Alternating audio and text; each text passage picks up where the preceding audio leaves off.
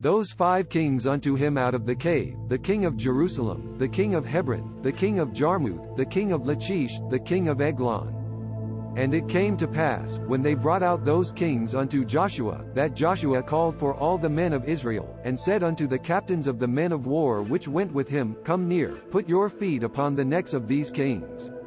And they came near, and put their feet upon the necks of them. And Joshua said unto them, Fear not, nor be dismayed, be strong and of good courage, for thus shall the Lord do to all your enemies against whom ye fight.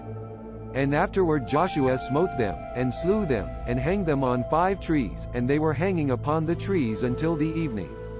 And it came to pass at the time of the going down of the sun, Joshua commanded, and they took them down off the trees, and cast them into the cave wherein they had been hid, and laid great stones in the cave and Hashx 27's mouth, until this very day.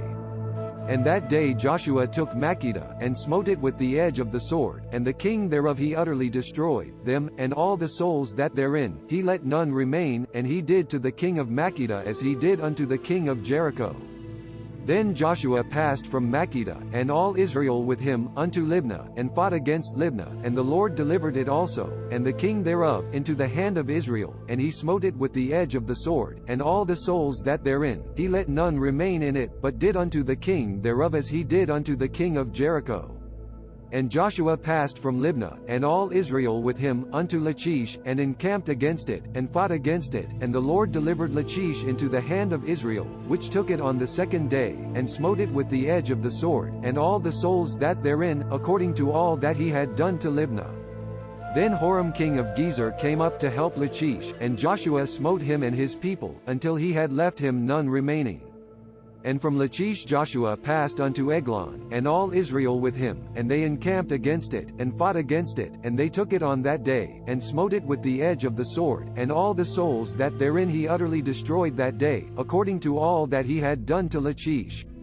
And Joshua went up from Eglon, and all Israel with him, unto Hebron, and they fought against it, and they took it, and smote it with the edge of the sword, and the king thereof, and all the cities thereof, and all the souls that therein, he left none remaining, according to all that he had done to Eglon, but destroyed it utterly, and all the souls that therein.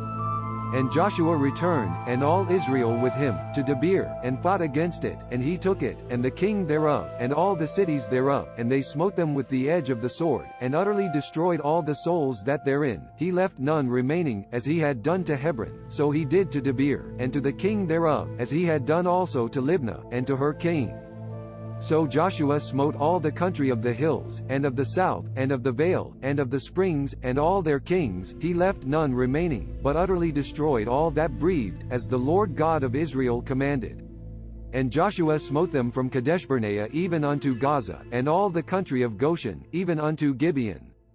And all these kings and their land did Joshua take at one time, because the Lord God of Israel fought for Israel. And Joshua returned, and all Israel with him, unto the camp to Gilgal. This content was provided by angelotricarico.com. Subscribe to the channel for more stories.